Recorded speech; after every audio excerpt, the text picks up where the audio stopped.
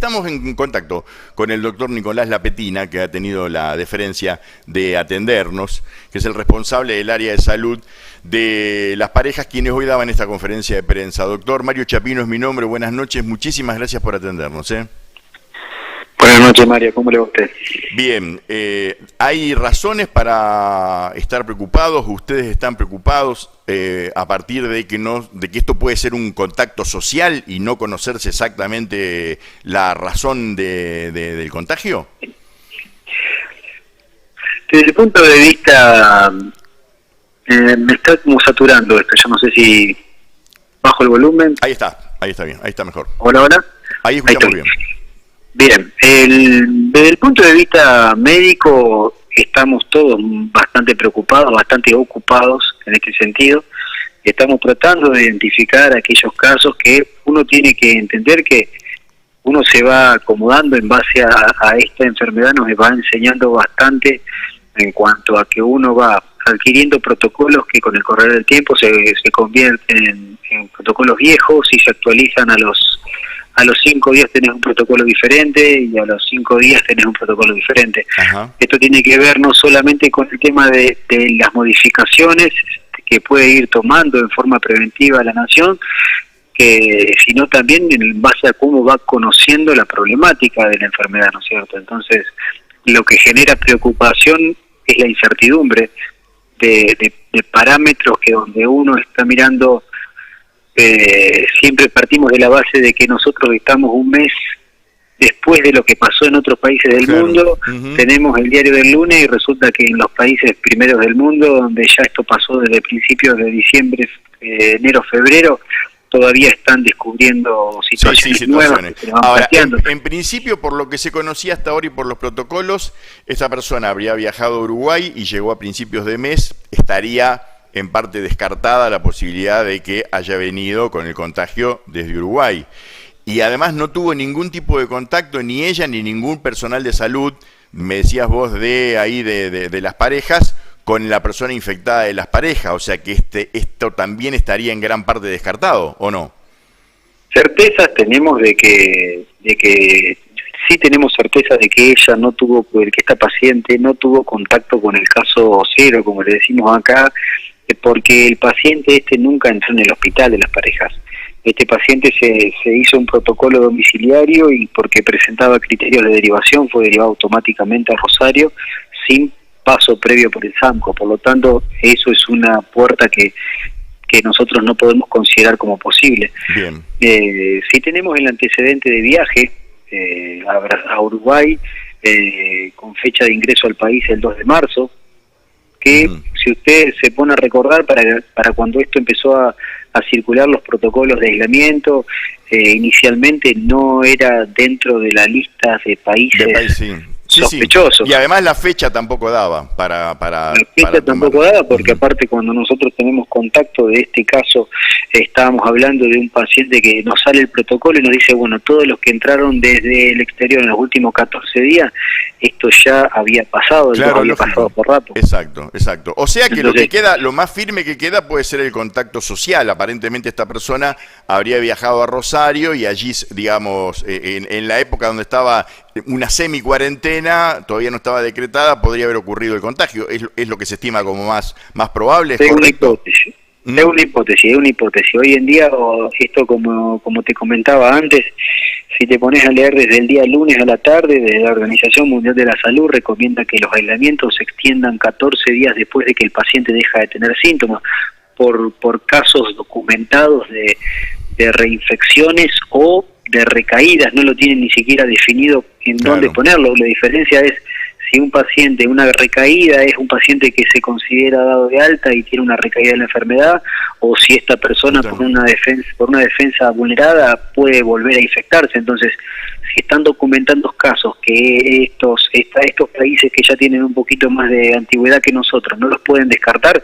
menos podemos nosotros descartar 100% esa hipótesis, ¿no? Sí. Hoy las recomendaciones mundiales son que tenemos que prolongar un poquito más el alta de lo que pensábamos en un principio. Por eso la provincia y la nación todavía no determinó cuál es la conducta para determinar el alta sobre un paciente que se consideró infectado en su momento, ¿no? Doctor, dos preguntitas más, así no lo molesto tanto. Se habló también en la conferencia de prensa, pusimos recién, que sorprendió el hecho de que el caso no estaba informado, ni se lo informó desde acá, desde el Hospital San José a ustedes, ni tampoco está informado por la provincia como un posible caso de coronavirus. ¿Es correcto esto y en todo caso es un error lo que pasó?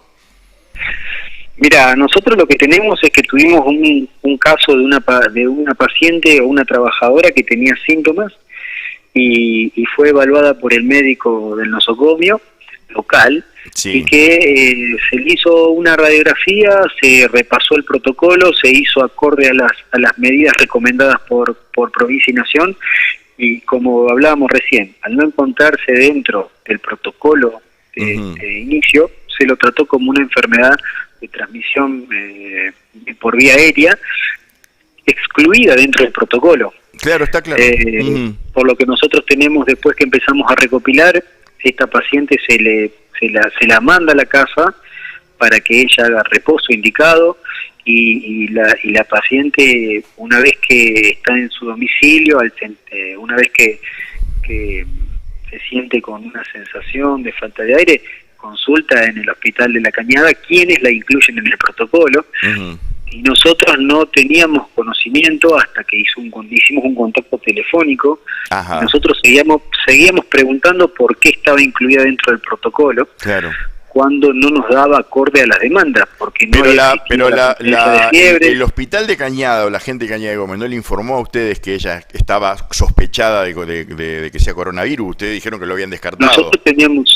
Nosotros teníamos un contacto telefónico con la gente del Hospital de Cañada, y nosotros consultamos con epidemiología, los cuales nos confirman que el cuadro estaba fuera de lo que es el protocolo, pero que al ser personal de salud correspondía hacer el correspondiente estudio, ¿no? Bien, ¿cuántas personas están ahora, digamos, que tuvieron contacto cercano y están allí estudiadas o las han puesto en cuarentena, o no sé cómo es el protocolo que están siguiendo allí en Las Parejas?